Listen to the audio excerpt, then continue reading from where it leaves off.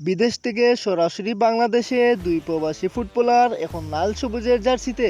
কে এই Declan Sullivan আর রুনান Sullivan, তারা কি বদলে দেবে বাংলাদেশ ফুটবলের ভবিষ্যৎ? সবকিছু জানবেন আজকের ভিডিওতে।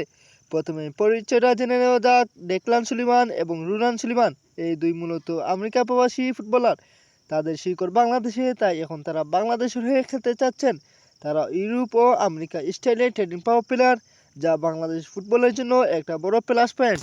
সবচেয়ে বড় খবর, এই দুই ভাই ইতিমধ্যে বাংলাদেশে পৌঁছে গেছেন। মার্চের মাঝামাঝি সময়ে তারা ঢাকা আসেন এবং সরাসরি বাংলাদেশ অনূর্ধ্ব-20 দলের ক্যাম্পে যোগ দেন। তাদের লক্ষ্য SAFF অনূর্ধ্ব-20 চ্যাম্পিয়নশিপ এ বাংলাদেশের হয়ে মাঠে নামা। এখন প্রশ্ন, তারা কি দলে ভূমিকা রাখবেন?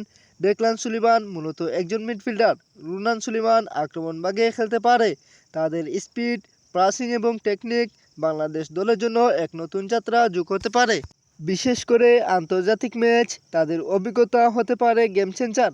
কেন সবাই এত উত্তেজিত? কারণ বাংলাদেশ ফুটবলে দীর্ঘদিন ধরে প্রবাসী প্লেয়ারদের অভাব ছিল, কিন্তু এখন বিদেশে ট্রেডিং পাওয়া প্লেয়াররা দলে আসায় টিমের কোয়ালিটি বাড়বে, নতুন স্টাইলে খেলা দেখা যাবে, আন্তর্জাতিক পর্যায়ে প্রতিযোগিতা বাড়বে। সবচেয়ে গুরুত্বপূর্ণ প্রশ্ন, তারা কি আসলেই সফল হবে? কাগজপত্র ও ফিটনেস ঠিক থাকলে, টিমের সাথে দ্রুত মানিয়ে নিতে পারলে তারা বাংলাদেশের জার্সিতে ভবিষ্যৎ স্টার হয়ে উঠতে পারে।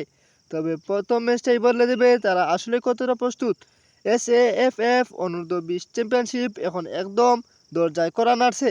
এই টুর্নামেন্টে প্রথমবার আমরা দেখতে পারি ডেকলান সুলিভান ও রুনান সুলিভানকে লাল সবুজ জার্সিতে। এটা হতে পারে বাংলাদেশ ফুটবলের নতুন যুগের শুরু।